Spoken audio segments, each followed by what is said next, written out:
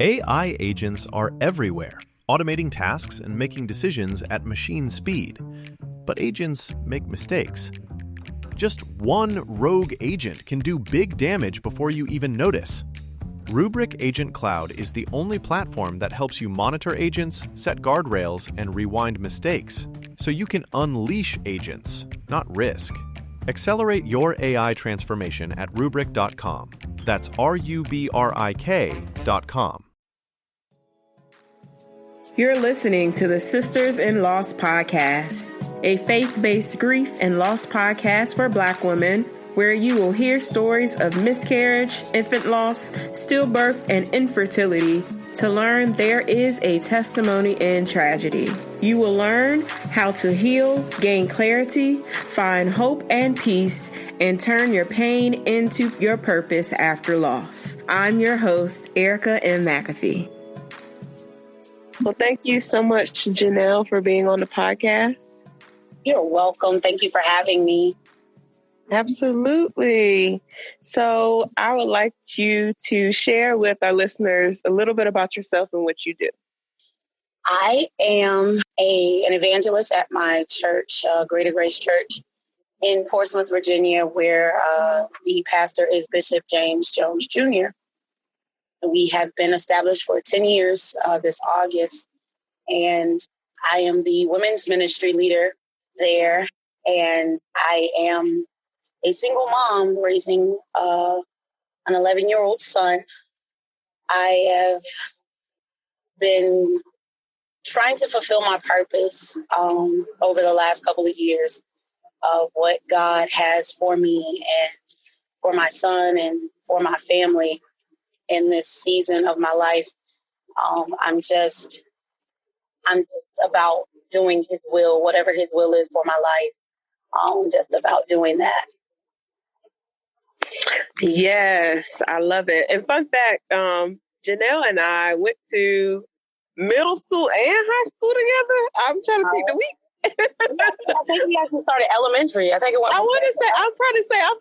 sure we gone through elementary, middle, and high school together. Yeah, we went through elementary, middle, and high. Right. It was just so crazy. And then, of course, social media connects us. And then, of course, just being in this community connects us as well. So I am so happy that we're able to have you on the show and you share your story. So take us back on your journey to motherhood and just share with us your lost story. Well, I became a mom for the first time in July of 2008. I had my son first, and he was born prematurely. Actually, he was born at 32 weeks. No, he was 34. He was 34 weeks, and he was in the NICU for about a week. And then I brought him home, and he was healthy, and you'd have never thought he was a preemie, because about a month later, he was this chubby, chunky little baby, eating me out of house and home ever since then. And then I became pregnant not even 9 months later after having him with my daughter. And she was also a preemie. And both of them wasn't any medical reasons. I was just in a lot of pain with my daughter and put on bed rest several times, and she just wouldn't stay in. And so at 36 weeks, I had her, and she was born August 25th, 2009. And I honestly, because I was in such a different place when I got pregnant with my son, I lost my job, so I wasn't really working. Their dad was supporting me and our kids. And when I became pregnant, I put her up for adoption because I could barely take care of my son, and I didn't feel like I was ready, to try this again. I just was in a really bad place. And so I found a family and everything and told them, it's willing to give her up. And 2 weeks before I actually gave birth to her, never forget it. That's why it's significant to me that my brother started his church that same weekend. He started his church, his own church. While we were in service, I heard God sweetly say to me, "Don't give her up."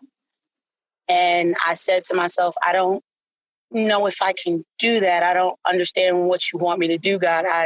I'm in this place. I can't even take care of myself and my son, and you want me to bring another child into this. And he said it to me again. And so I heard him, I listened, and I went and I told the wife that I couldn't do it. I heard from God and he told me to keep her. And so I ended up having her 2 weeks later.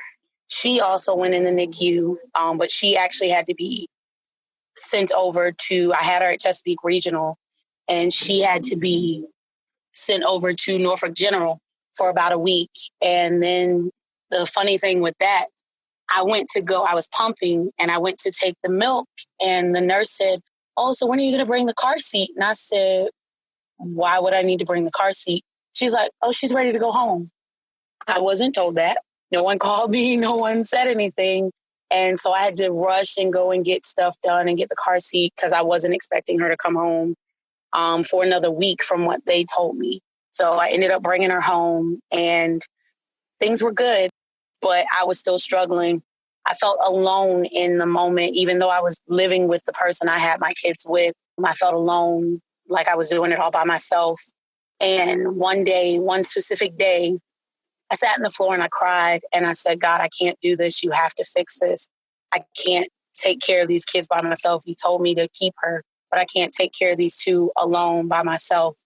Well, lo and behold, 2 months later, Christmas Eve, I was playing with both of the kids. I got up and I started cleaning because my boyfriend at the time, his family was coming over for Christmas dinner at our house. So I was trying to clean up and make sure things were good for them when they came over. And lo and behold, I laid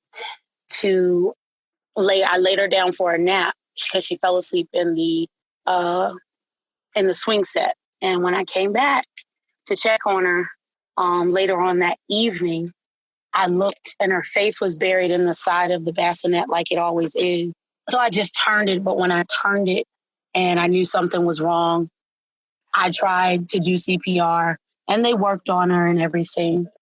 And they took her to the hospital. And once I got to the hospital, they had me met with the chaplain and he talked to me. And then the doctor came in and she tried to tell me to let me know that they were still working on her. And then they took me to the room and I saw her foot, the bottom of her foot. All these people were covering her. And when I looked, I could see there was no color in her foot. And then the doctor asked me then, she said, "We've been working on her for 2 hours. Do you want us to stop?" And I said, yes. And I instantly got sick because I knew what had happened. And in that moment, I started to blame myself because I felt like the prayer I had prayed 2 months prior to that in the floor was how he decided to answer my prayer.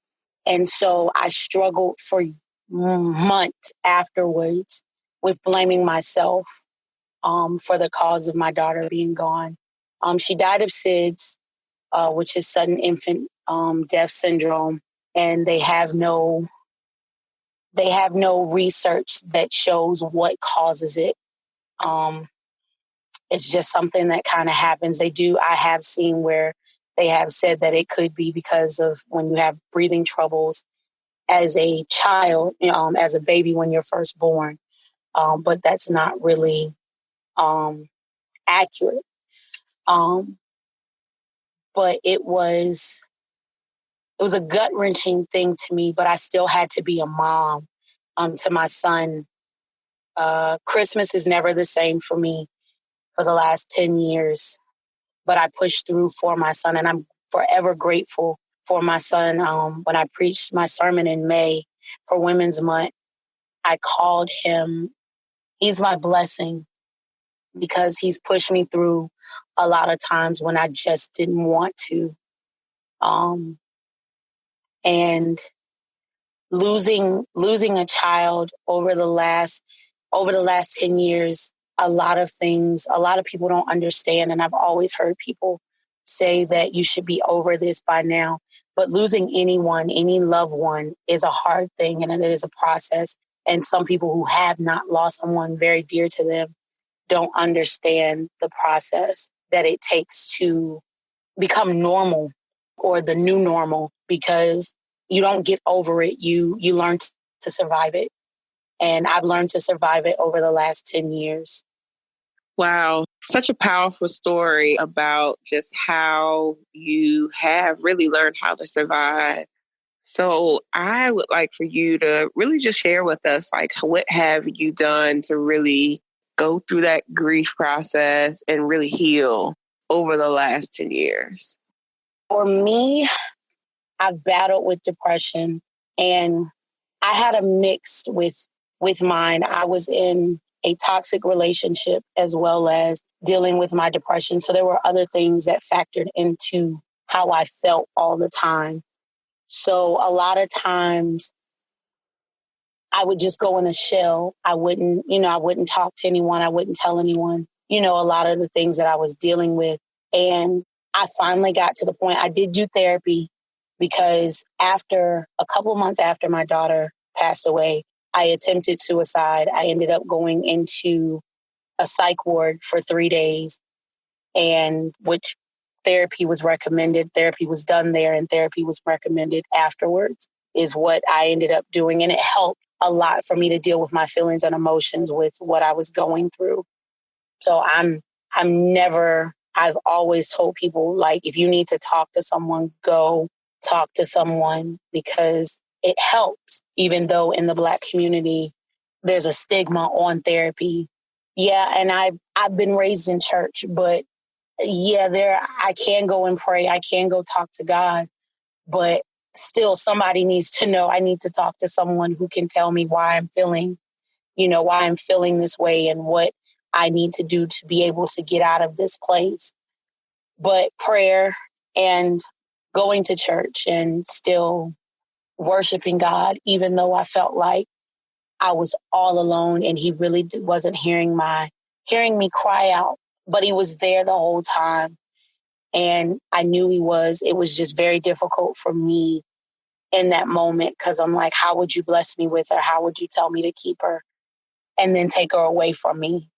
And in the 10 years, it took me getting to year 10 to realize that my purpose in it, because I swear daily, monthly, weekly, I walk into someone telling me, my strength that they see in me, it does something for them. And I never knew that. And a lot of people don't understand what you hide behind. And I made a post the other day, looking at my pictures on Facebook that I've recently posted in the last couple of months, because I finally let go of a toxic relationship after 12 years. And for the last 8-9 months, I've been free and learning to love me again. And I looked at those pictures that I posted, and I looked at them and I saw this smile that I haven't seen in years. And it's not that I don't still have my attachment to my daughter and that I don't miss her.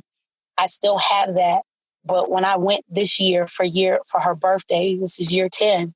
And when I went to go release balloons for her birthday on the 25th, I still miss her, but I didn't have that feeling of, I want to go in this hole. I want to just be alone. I don't want to be bothered. And 2 of my best friends surprised the mess out of me. I didn't even know they were coming, but they met me out there at the cemetery to release balloons along with some other family members. And I put my pain for this year and how it makes me feel in doing something for someone else this year, instead of wallowing in my feelings and taking off from work and staying at home in the dark because I just felt that way. I was able to bless 2 little girls for school with a book bag with supplies and outfits in it for school. And that's something that truly showed me that I'm in a different place than I was 5 years ago, 6 years ago, even 8 years ago, because I used to be in a place where I'd hide. I wouldn't go. It took me years to go back to the cemetery. My mom knows I don't go out there. I barely go out there because it hurts so much for me. So for me to be able to go out there and be okay this time. I shedded tears all during the morning, but when I went out to the cemetery, I felt such a peace releasing those balloons for her birthday. And it's a struggle because my son he wanted to be the big brother. I took him 1 year and he told me, he said, Mom, I couldn't protect her. And it broke me down. And I had to let him know. I said, it's not your fault. You were only one, so it wouldn't have been anything you could do anyway. But he felt as a big brother, he was supposed to protect her. And I was like, no, you did what you were supposed to do. And now she's looking over you and protecting you. So I get my strength from God to be able to go every day and still be okay. Be able to take it one day at a time. Anytime I talk to someone who's grieving, I tell them to take it 1 minute, 1 second, 1 hour, 1 day at a time, because it's what you have to feel and process what you feel. Because if you hold in anything, if you bottle it in, you will literally drive yourself crazy and make yourself sick. And so for me, I find freedom in writing in my prayer journal and praying to God. And like I said, therapy helps as well. A lot of people don't like to go, but I feel as though therapy is a very freeing thing as well as church. I love that. I also would love for you to share a little bit about how you parent differently after loss. You know, how have you parented your son, especially now, because he is older than your baby girl. So talk to us about just that, how parenting looks like after you've lost a baby. Parenting is a lot different after you've lost a child. I never would have thought my son would have my son is a different type. And I've always said that he has enough love for me, for himself, enough for himself and for his sister.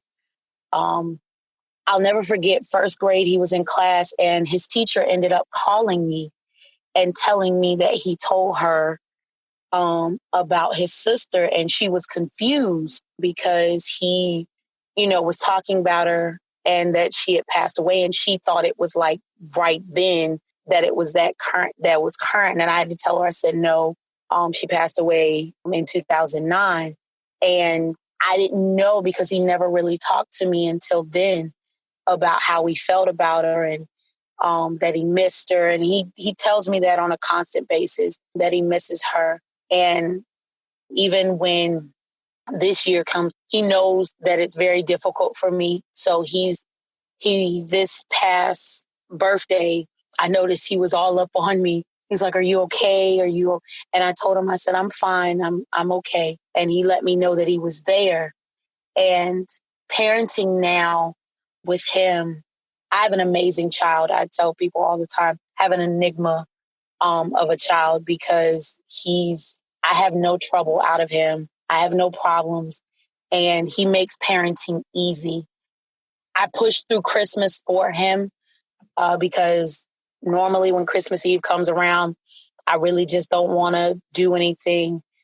This past Christmas, last year's Christmas, not that I forgot about her, but I didn't get to wallow in my feelings because I was trying to make sure that his Christmas was all that I wanted it to be for him. I was out looking for goldfish at 6:00 on Christmas Eve because he wanted a fish. He wanted a pet.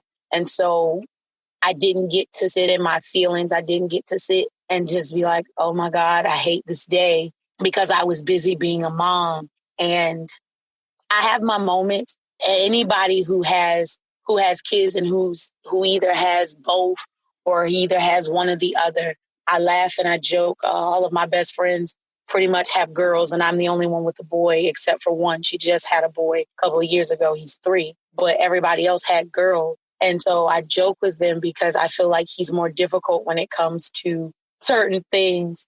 And so I don't get to experience like what I did for her birthday, to honor her and her birthday this year. I had to ask my best friends because I did not know I bought these dresses. I was like, are you supposed to buy tights? Are you supposed to buy this? I didn't know because I'm used to buying shirts and shorts for my son. And so parenting is different. I had my daughter and I wanted to have that doll baby, and I don't get to, I can dress my son up, but for the most part, he's a sneakers and shorts and t-shirts type of kid. So parenting for me, even right now, is just making sure that he knows that he's loved and that I'm there no matter what.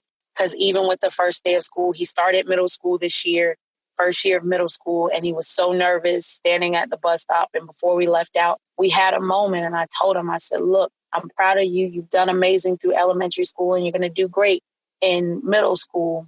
You got this. And nothing, you're just going to make yourself, you're going to make yourself and make us proud.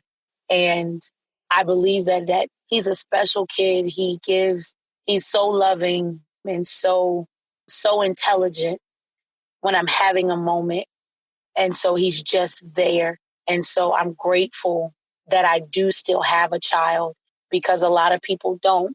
A lot of people lose children and can't do it again, or whatever the case may be. And so I'm grateful that I do still have a child, that I do get to still be able to watch him grow. It hurts at times because I say to myself, I wonder how they would be now together, that they're older, and now, who would be who, because I swear he's my sweetheart and she'd have probably been my little mean, evil child, but they're a part of me and she's a part of him. I believe, honestly, there are times that he's just there to let me know that she's there. Yes, I love that.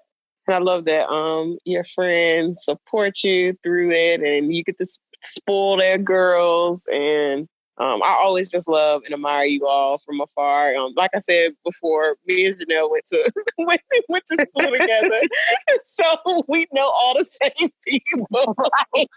So it's always good to see how everybody's still connected, and that's the one thing too.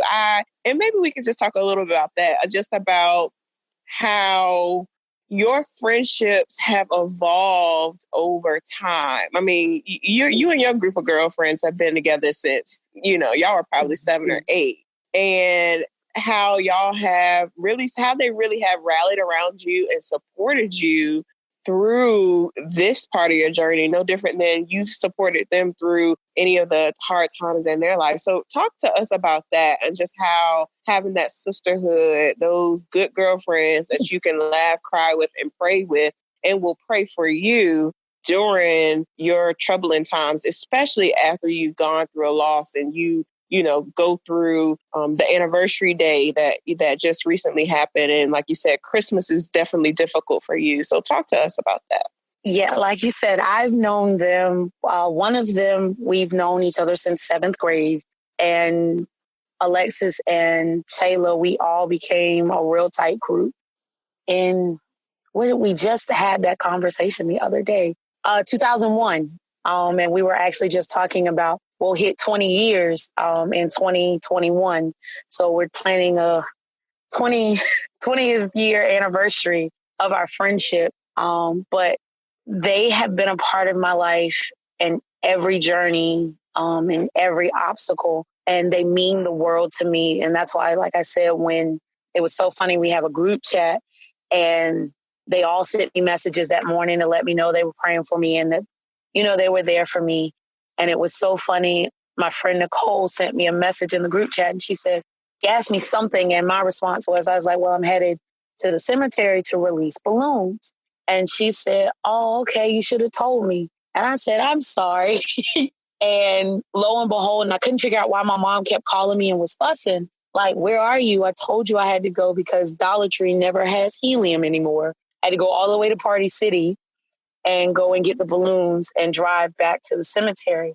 And so when I pulled up, as soon as I turned in, I looked and there are my 2 best friends standing there. And I was like, oh my goodness. And I wanted to start crying because I'm like, for you to even remember that moment and to be there for me meant a lot. They gave me cards and they were there. And that's something, and I'm crying because you don't get that a lot. A lot of women don't still have friends, and I love them dearly because we got some secrets. I tell them all the time, I'm like, we got some secrets. We take it to the grave between the four of us. But the crazy thing is, no matter what obstacle, no matter what any of us have been through, we're always there for each other, no matter what. There's no judgment between the four of us. It's just a genuine friendship. They could not be any closer to me if they were blood. And we've been there, for births, for me, in my case, death. They were there. The only one that wasn't was Alexis. That's the funny thing. We each have a child that is close to each other in birth date or in year. And she and I's daughter, Alexis and I's daughter, would have been the two that would have been together because she had her daughter that same weekend that I was dealing with the passing of my daughter. And I'll never forget, her parents came over to see me. And I was like, I said, where's Lex? And they told me that she had the baby. And I ended up calling her. I said, why didn't you call me and tell me? She said, I didn't want to tell you because I knew you were dealing with what you were dealing with. I said, that didn't matter. Even in my moment of hurting, in my moment of pain, I still would have been there for her in her moment of happiness. But our friendship is beyond that. Like you said, we pray for each other. We're there for each other. We have our laughing moments. We have our crying moments. And they're the three females that I've been friends with for a majority of my life. And I know they'll always be there. We'll probably end up being the Golden Girls further on down the road when we're old, but I love them dearly. We talk almost every day in our group chat, and we even went through a phase in our lives when everybody was doing their own thing where we weren't talking every day. But no matter how long it had been that we hadn't talked, when we get together, it feels like we didn't miss a beat. So they are very instrumental in when I have my moments, when I have those times where I just feel like I want to go in my dark place or I want to hide. I know I can reach out to them and they'll be like, we need a girls' night, or we need to, come over here, come to my house, or we'll come over. And I know that I can go over, and if I just need to cry, I can just cry and they'll be there. So it has been instrumental. And it also has been instrumental in my son's life as to having girls around him that are, that are close. And because our kids have that relationship where they are close with each other. They all talk and see pictures for the first day of school and everything like that. So our friendship has blossomed into our children having those relationships. So it's a beautiful thing. And I love the friendship that we have that has spanned it over 20 some years. So hey sisters, it is December and the new sistersinlaws.com website is now live. Yes, we now have a space for us, by us, for all things Black infant and maternal health. Join us over there at sistersinlaws.com and download our 100 plus Black owned ran businesses and organizations that are related to pregnancy and infant loss and infertility. If you want to write or contribute to the sistersinlaws.com website, please email us at hi@sistersinlaws.com. Check out our new website and let us know how you like it in our Facebook community at sistersinlaws.com. That's amazing. And it's so interesting hearing the other side of it, because I did not know that Alexis, her daughter, was born around the same time. Mm-hmm. Oh my goodness, I did not even know that. So I learned something new today from about you, Janelle, that I didn't already know about you all. Her daughter was born that same weekend that I lost my daughter, and she didn't want to call me. And I understood what she was not calling me for, but I told her, I said, no matter our friendship, I'd have still been there, even in my moment, I'd have still wanted to know. So, but that's just how we are with each other. Right. And I love that. And I love that because I see it from afar through just us being connected through social media. And, I always tell Alexis in her DMs, like, girl, even though I don't talk to y'all often, I admire it because you know how friendships, and you all who listen, and y'all know how friendships are as you transition from one part of your life to the next part of your life. And then you get in your 30s and you be like, girl, we was cool, 10 years ago. What happened? And the crazy thing is only one is married. Only one of us is, Nicole is the only one that's married. Yeah. And even with that we would have separated or, it'd have been a thing, we don't hang out as much. But Nicole's husband understands she come with a package and we're y'all are a package deal. And so he accepts us as, because we're always, I know we say it all the time. So he accepts us as well. And so you see that over the years when your friends get married, they no longer hang out with their single friends. But that has not changed with us. We are all, we all still hang out, as much as we can when life, allows us to. Because we always have, all different schedules, being moms and different things that are going on.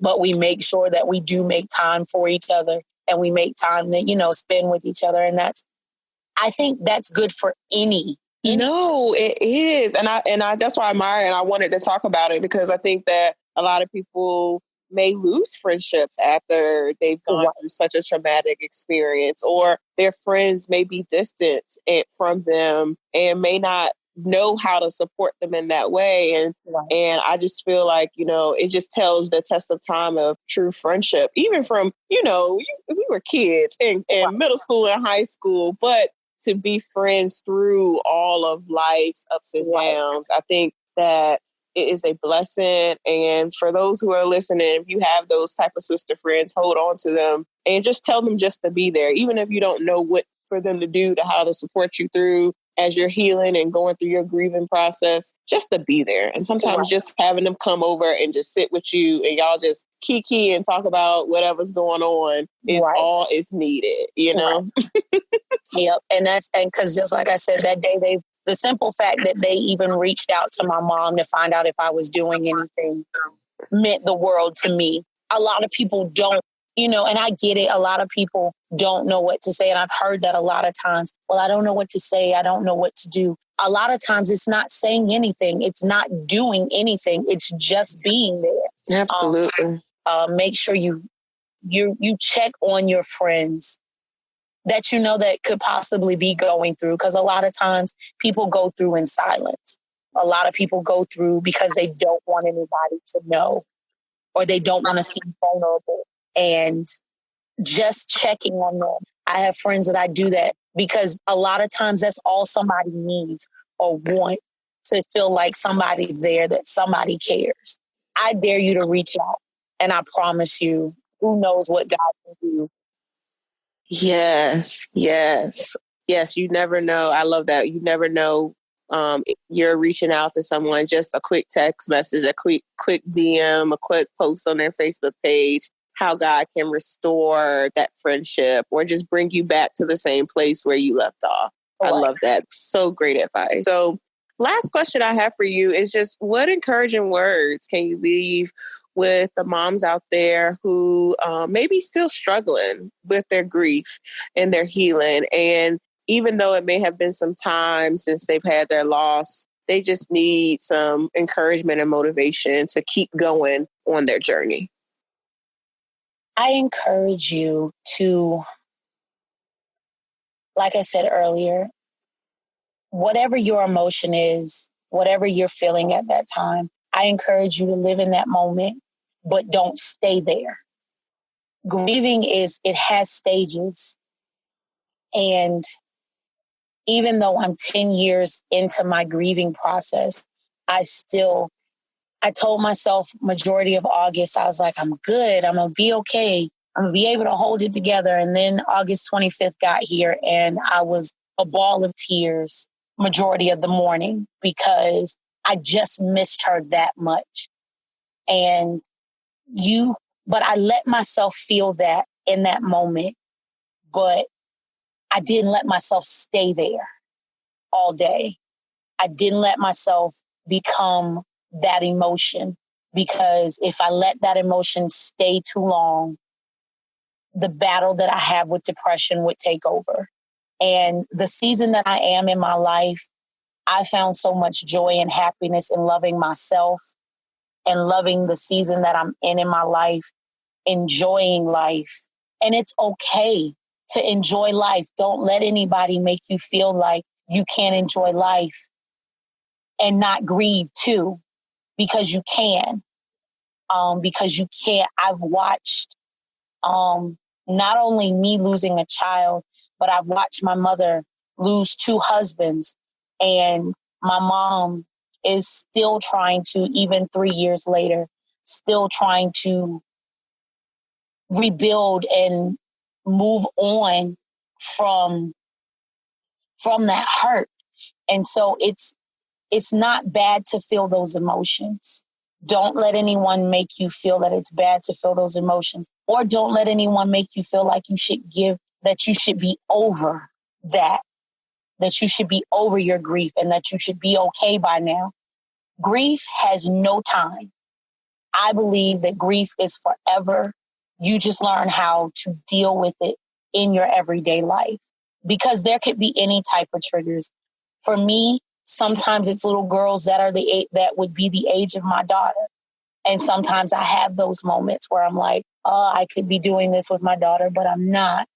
But I live in my purpose of knowing that God took her for a reason.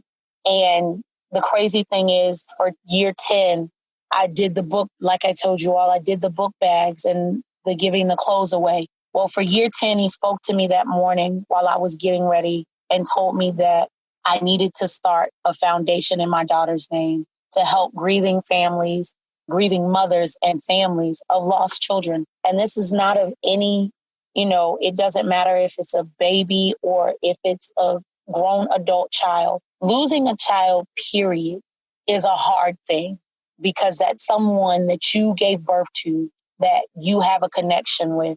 And it's never an easy process. And a lot of times you feel alone, because a lot of people don't talk about their feelings or their emotions. And I've learned that I get freedom in talking about mine. Actually, Erica, and I both had, I don't know if you saw it, but a young lady that we went to high school with, middle school and high school, Jamie, announced that she was having a baby. And then a week later, they had to announce that she lost the baby before I responded. And when I finally responded, she responded to my message and she told me, she said, I've always admired your strength. But when I read the message, I'm like, people are watching me. They are. I don't realize it, but people have watched me deal with this, my loss. And after 10 years, yeah, I still have hurt. I still have pain from it, but it's a blessing that I'm a blessing to other people. And I don't even know it, that my life touches someone else's life and I don't even know it. And so get your strength back. If you're in a place where you're depressed, you're not loving yourself, you do something for yourself. I've learned over the years, I take time for myself a lot of times, because at one point in my life, I was doing everything for everybody else, but I wasn't doing what Janelle wanted to do to make her happy. Music is something that I love, so I take a lot of time. I'll go and listen to a live band, or I'll take time and just go, like today, like tonight. It's a cool night. Go somewhere, put my headphones in, and listen to some music and just spend time with me. Because a lot of times we put our emotions in helping other people and not dealing with what we really feel. And so if anything, I dare people tonight listening to this podcast to take the time for yourself, love you, and deal with your pain in that moment, but don't stay there. Yes, I love it. Such great advice for our listeners. So where can we connect with you after this episode, Janelle? You can connect with me on Facebook with Janelle Evante Jones. Evante is spelled Evonte. Jones on Facebook, and Instagram is Beautiful Nellie J, NELLEJ. By email, Janelle Jones, the number 24 at gmail.com. I'm here for anyone that's ever going through, because I've been there. I've been the person who's crying in the middle of the night, who feels all alone, and who feels like, because it's one thing when you're going through, and I've always said that because I've seen it so many times, when that loved one dies, everybody is there. But once you put them in the ground, all of those people are gone, and you're left with dealing with your emotions and how you feel. And so I know how it feels to feel alone and feel like there's nobody that understands. And so if anyone wants to reach out, you can. I would love to talk to you, pray with you, whatever encouraging words I can give. I'm an open book. Awesome. Thank you so much for sharing your story and sharing your light and just sharing a little bit more about your baby girl with us. I think it has been a blessing to the listeners, and it's just been a blessing for me, because it's been a blessing to watch your story over the years. As you mentioned before with Jamie, I actually met with Jamie yesterday, and we kind of talked about just some of the people that we both known, and your name had came up, that have gone through this. And I just, like, every time I see you post your memorial, it just makes me proud and makes me want to continue to post pictures and to continue to really do what I do now with this podcast and share those stories, because our stories need to be told. The memories and lives of our babies the legacies need to be told in this manner. Yeah. And this is how we continue to get the word out for people to not be silent about it. So I'm so grateful for our friendship over the years. Yes. And then just you being an example to me and so many others that are just like you said, you just don't know who you've impacted just through social media. So thank you so much for sharing your story and your light with us. And I so appreciate it. I appreciate you for allowing me to. And it's funny, you were talking about people that we know. The Sunday that I did the book bags and I did them at church, one of the young ladies walked up to me afterwards. She was like, I want to connect you with this young lady. She does these podcasts. And I was like, oh, okay. And then she hadn't even said your name. She said, she was like, she's lost a son. I said, Erica. And she said, yeah, how do you know? I said, I went to school with Erica. I said, I'm actually already scheduled. Her name is Rebecca. She's from Boston. So she she went to college with my husband. Oh, this is such a small world. Right. So she goes to my church, and she was getting ready to connect me with you. And I said, what's funny is I'm actually already scheduled to be on the podcast that next following week. Wow. She was like, oh my gosh. She was like, so okay. She's like, I really wanted to connect you with her. I was like, yeah, I've been connected with her since middle school, high school. Right. So it was so funny when she said it to me. I was like, oh my goodness. I was like, wow. How small is this world? Crazy guys, right? And it was confirmation for me that I was doing it. Yes. I've seen you do it, but I was like, I don't know if I'm ready to tell my story. I don't know if emotionally I'm ready to. And so when I saw that you posted that you were looking for people, I said, you know what? In this year, in year 10, where I am in my life, I'm ready to tell my story. And it's refreshing to know that your podcast is blessing so many people. I've watched your story as well, and you're an inspiration to me. I just have to tell you that when you say, God, what do you want from me in my purpose of this? Because I know there was a purpose for you taking her from me, because you wanted something out of me. And it has birthed so much. And that's what a friend of me actually spoke over me that same Sunday, the rebirth of this, because I talk about the death, but the birth that comes out of the purpose from this. No woman who has lost a child, there's no reason. There's a purpose in every woman losing a child, and God has a purpose. Even though you may not feel it in that moment, God has a purpose for you to touch, for all of us to touch another woman who's going through this, because a lot of women go through this in silence. A lot of women go through this and they don't have anyone. And it takes a toll on marriages and relationships and a lot of things. So you're an inspiration. Every time I see you post another one, every time you've had one of your brunches, I wanted to come, and it's something I've already got going on, but you're an inspiration to me as well.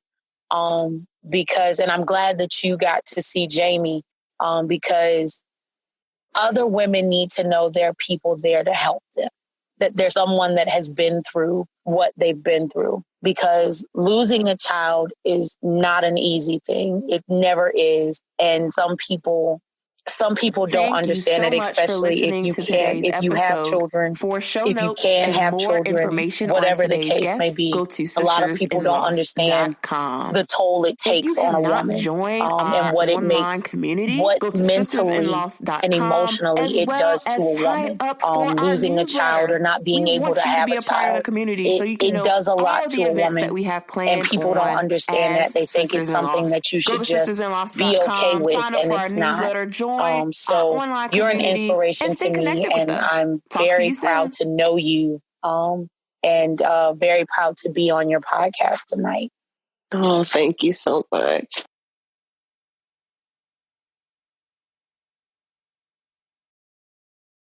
Want to save big on your holiday shopping? This November, Bob's Discount Furniture is unboxing unbeatable values on styles for every room, every week. We're talking everything from markdown outlet and clearance exclusives and Bob's must-have customizable modular sectional to top-rated customer favorites and tons of your favorite pieces for just $9.99 or less. Oh my Bob. So stop in, shop online at mybobs.com, and stay tuned for Bob's next holiday unboxing.